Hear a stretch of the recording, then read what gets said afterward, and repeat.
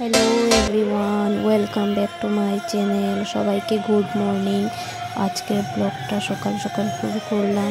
আজকে গিয়েছিলাম মদনমোহন মন্দিরে। আজকে গীতা পাঠ ছিল, 108 গীতা পাঠ ছিল। আমাদের প্রভু মামুনি এসে গীতা পাঠ করেছে। আমারও সৌভাগ্য হলো প্রভু মামুনির সাথে গীতা পাঠ করার, তাই গিয়েছিলাম। তো তোমরা ব্লগটা দেখতে থাকো, আজকে গীতা পাঠ কীভাবে হয়েছে। গীতা পাঠের সময় ব্লগটা বানাতে পারিনি, কারণ গীতা পাঠ করছিলাম। তারপর থেকে ব্লগটা শুরু করলাম। তো তোমরা গীতা পাঠের ব্লগটা দেখো। ভোগ আরতি সব কিছু হয়েছে, সেগুলো ক্লিপ আছে, তোমরা দেখো।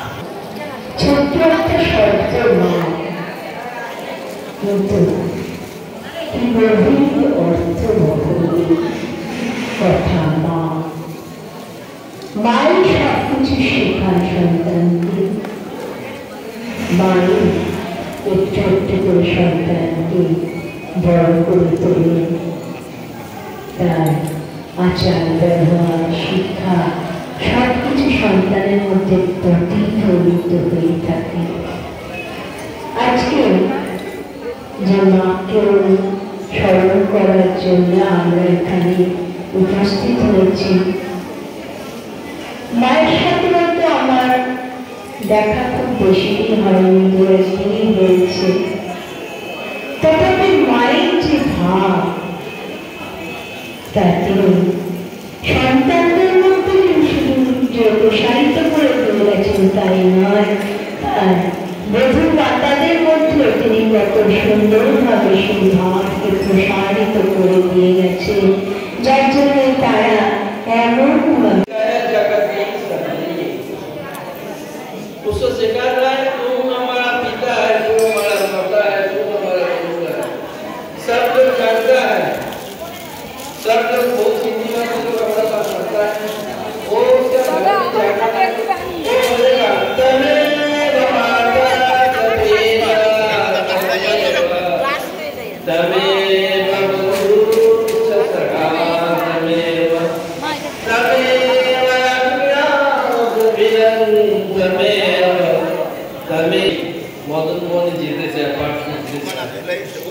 কৃষ্ণ কথার কথা যেটা আনন্দ সাগরের ভাষা, তাই মানুষ সূর্যাস্ত এই অঙ্গনে আজও আসে। আজকে টিনের বার প্রাসাদ হয়েছে, কিন্তু আমি সেই অতীত ভুলিনি। যখন এরা পাঠ শুনতে আসতেন, পাঠ কি বুঝতেন না বুঝতেন পরের কথা, কিন্তু পাঠের পর যখন প্রণামের হুড়মুড়ি পড়ে যেত, তখন ওনারা এক পাশে দাঁড়িয়ে থাকতেন, একটা প্রদীপ নিয়ে এক পাশে দাঁড়িয়ে থাকতেন। ছোট ছোট বাচ্চারা আজকে আমার বড় হয়ে গেছে, ওরা দাঁড়িয়ে থাকতেন। তারপরে আমাকে এই সঙ্গীতা হালদারকা ও কিরণ হালদারকা ওদের ভবিষ্যতে পারে মা ভগবানী দেবী ওনার বাড়িতে আহ্বান করেন। আমি যাই, আমি কি সেবা করবো? আমরা কিছু না, তুমি আমাকে শুকনো কিছু দাও। তো আমাদের কাজু কিশমিশ চা করে দিয়ে আমার সব নিয়ম মতো করতে পারবো, যত্ন করে উনি করে দেয়, খুব সুন্দর। তারপর অনেকবার ওনার বাড়িতে গেছি, একবার আমাকে সেবা যত্ন করেছে। যখন ওদেরকে আমি রাধাকুঞ্জে আহ্বান করলাম প্রসাদ পেতে, তখন সঙ্গীতা মামাকে বলছে আমার একটু যেতে দেরি হবে। আমি তো চিন্তা করে গেলাম প্রসাদ দ্বারা আমি পেয়ে নেবো। বলছে গুরুজি আপনি প্রসাদ পেয়ে নিন, আমাদের যেতে দেরি হবে। তারপরে যখন আমার কাছে এলো ওই দুধের যে ক্যান আছে ক্যান করে টগর ফুলে গোড়ে মালা নিয়ে এসছে রাধা বল্লভের জন্য। আর সেই রাধা বল্লভের সামনে আপনি যখন গোড়ে মালাটা আগে দিচ্ছেন, আমি দেখছি কিরকম ফুল, সাদা ফুলের মধ্যে লাল লাল চিপ কিরকম কি রয়েছে। যখন আমার হাতে দিয়েছে দিয়ে বলছে আপনি খুব খুশি হবেন। আমি সামনে দিয়ে দেখি ওই যে গোড়ে মালা টগরের করা হয়েছে, তার প্রতিটি পাপড়িতে রাধে রাধে লেখা হয়েছে। তাহলে এরকম মোটা মালা রাধা বল্লভের দেওয়ার যে মালাটি, ওই মালার প্রতিটি পাপড়িতে যদি রাধে রাধে লেখা হয়, তাহলে কতগুলো পাপড়িতে কতবার রাধা নাম লেখা হয়েছে। সেটা পেয়ে আমি যখন রাধা বল্লভকে পড়িয়ে দিলাম, তখন আমার অন্তরে আনন্দ সীমা পরিসীমা নেই। আজও আমি সেই মালা চোখে দেখতে পারবো, আজও আমি সেই মালা দর্শন করে ভাবি কিভাবে রাখলাম। যখন আমাদের কলকাতা নেতাজি স্টেডিয়ামে সপ্তাহব্যাপী ভাগবত পাঠ হয়, তখন অনেক মানুষ ভাগবত পাঠ শুনবার জন্য বাসে করে চলে যেতে পারে। আমি দেখি লিখে হরে কৃষ্ণ কাটায় লিখছি, তারপরে আমরা একদিন দিয়ে লিখি হরে কৃষ্ণ, আর উনি দুটোকে একসাথে লিখি হরে কৃষ্ণ বলে আমি সংখ্যাটা বাড়াতে চাইছি। আমার এটা আপনারা এমন সুন্দর করে অভ্যাস করেছেন, এটা অর্থাৎ যখনই যে কোনো ব্যক্তি সর্বদার গতি রাখবে, তখন তার কাছ থেকে কিছু না কিছু শিখে নেওয়ার চেষ্টা করতে হবে। আমি যখন রাধাকুণ্ডে গেছি, তখন দেখি একজন একটা বাড়িতে করে নতুন তারা নিয়ে একবার করে বলছেন বিন্দু বিন্দু বন্দিতে যে কুসুম হারে কুসুম যে মহিলা আছে ব্রজেন্দ্র ভাগনন্দিনী ব্রজেন্দ্র সুসংগতে কালার সজ্জে ওটা এটা সুভাজন করে সম্পূর্ণটা করে একটা নতুন লাগছে। সেই রাজ্যের অন্তর্কার